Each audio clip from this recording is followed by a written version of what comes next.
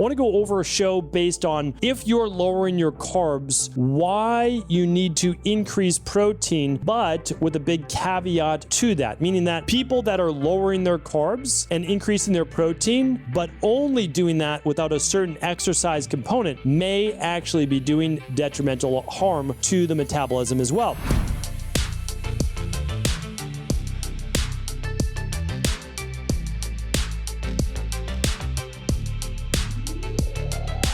Welcome back, everybody. We're here today with episode 2861 of the Cabral Concept. For all the show notes and the research links, head on over to stephencabral.com/2861. So this is a research study that I used to reference, and it was really important. It's a lot of how we based our original Fatlocity weight loss system, and going back literally to the late 90s and early 2000s.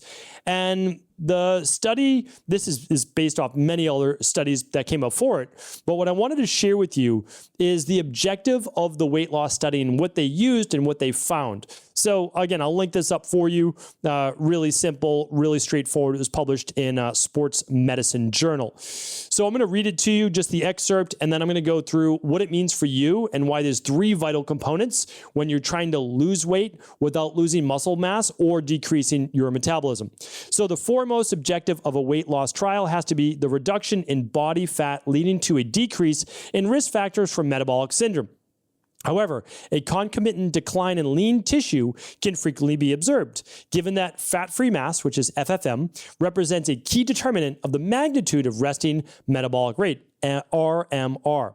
It follows that a decrease in lean tissue could hinder the progress of weight loss. Therefore, with respect to a long-term effectiveness of weight loss programs, the loss of fat mass while maintaining fat-free mass and resting metabolic rate seems desirable. All right, there's one more paragraph, but I have to take a break to try to make sense of all of that for people that might be new to what is fat-free mass? What is resting metabolic rate? Okay, I did a previous podcast and I want to link up to it today, so head on over to stephencabral.com/2861. If you're watching this on YouTube, you can literally just go to stephencabral.com or Stephen Cabral and then type in episode 2861 and it should pop up as well. So this is really important that when the Biggest Loser TV show was done, I looked up the research on this and the follow-up from it, and it was absolutely atrocious as to what happened to their metabolism, meaning their metabolism dropped by like 500 to 700 calories per day.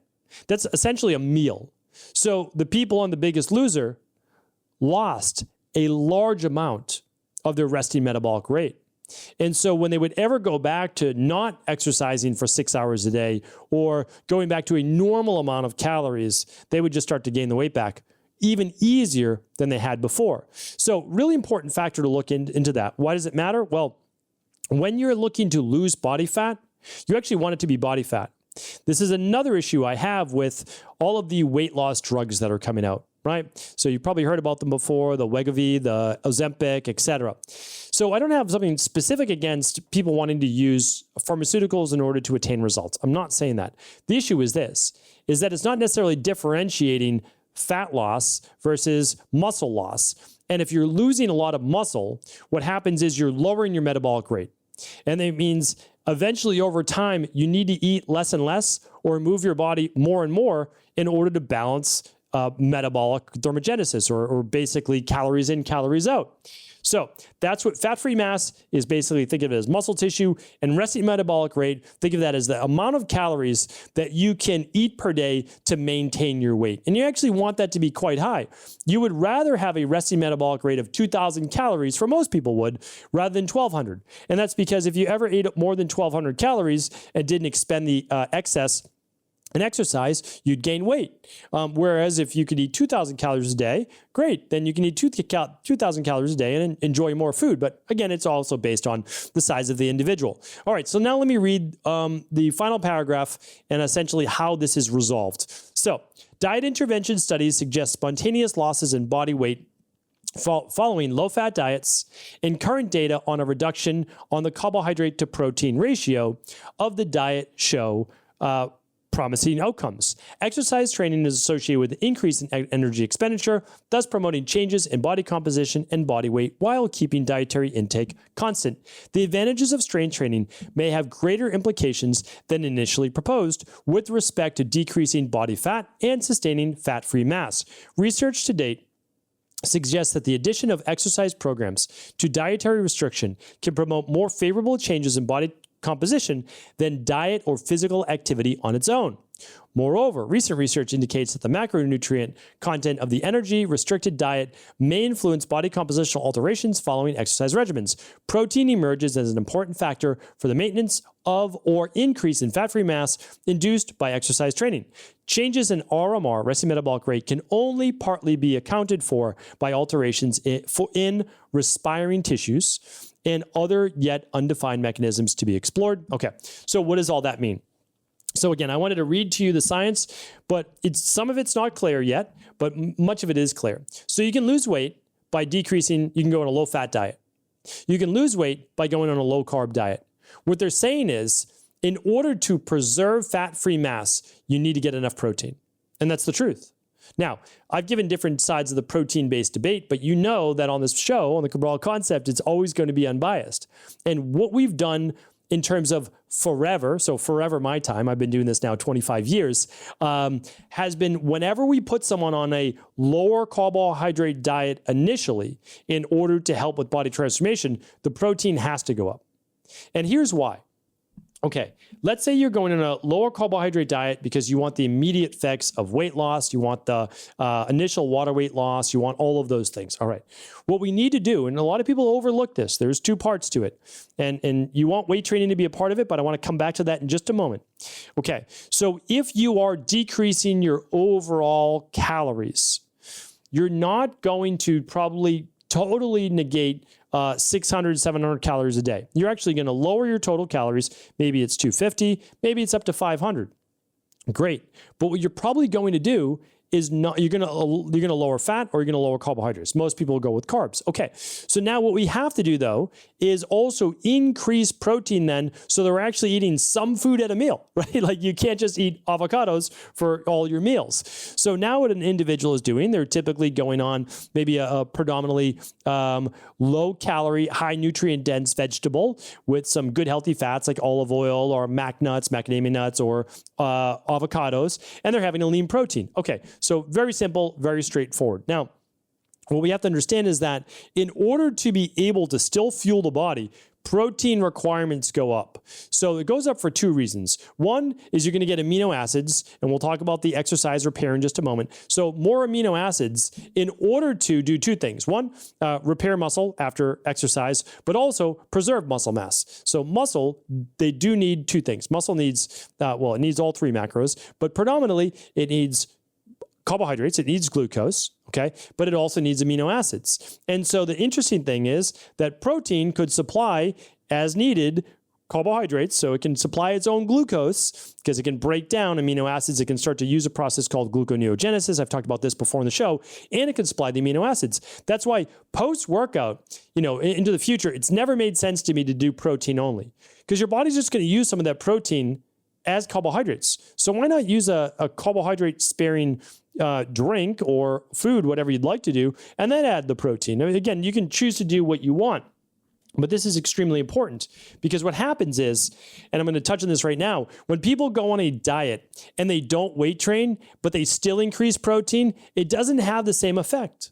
And I talked about this, and I'm going to link up this other podcast. When people do a 16-8 intermittent fast, they are losing muscle mass if they are not doing 2 to 3 weight training sessions per week. And it was shocking in the research how much more muscle they lost than fat on a 16-8 intermittent fast without weight training. So it really comes down to this. If you are looking to lose body fat and you are looking to transform your body, you need 2 to 3 weight training sessions per week. Now, even though it said exercise training, in this study, it's strength training. Why does that matter? Because going for a run can actually be catabolic. Yes, it burns calories. Yes, it can bring down glucose levels. I'm not against cardio, but you should do something that actually increases fat-free mass or at least preserves it, and that's strength training. It doesn't have to be backbreaking. You can do a 20 to 30 minute strength training workout Monday, Wednesday, Friday, Tuesday, Thursday, Saturday. Try to, keep a day off in between, but try to keep it going. No more than 2 days off in between. Monday, Wednesday, Friday, Tuesday, Thursday, Saturday. One of those has always worked phenomenally well with my clients. I talk about it in the Rain Barrel Effect. It's simple. It's straightforward. You can just choose 5 exercises, do 2 to 3 sets each. You're done in 20 to 30 minutes. It's simple. It's straightforward.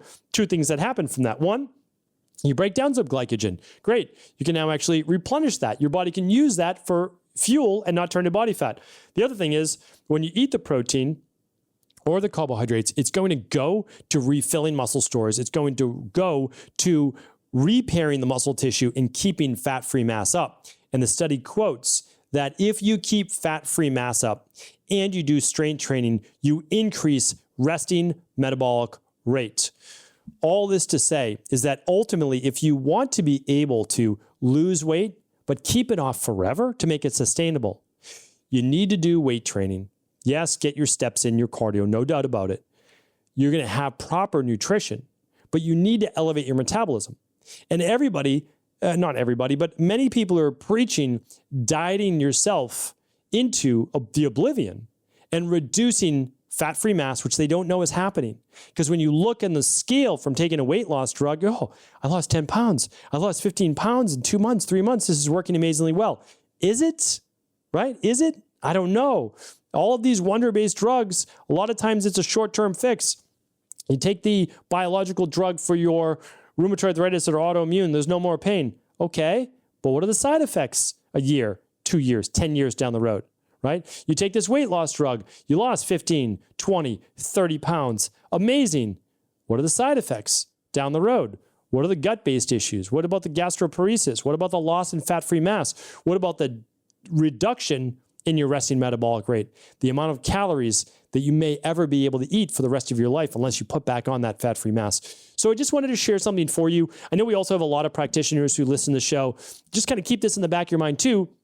When you're teaching your clients, when you're building these programs, there's nothing wrong with, in the short term, a lower carb diet, or if you choose a lower fat diet, however you want to get there, but with the understanding that once you start to build up the metabolism, you can ease those carbs back in, and you should, because of all the benefits in the gut flora, in the thyroid, in the reduction of cortisol, in the sleep, in the mood, and so much more. So eventually we need to come back to a somewhat balanced macronutrient ratio in order for people to be able to live a healthy, a loving, and a thriving based life. So hopefully this was helpful. I've got a few other podcasts. I don't want to overwhelm you, but I have a few podcasts that I want to link up for you here today.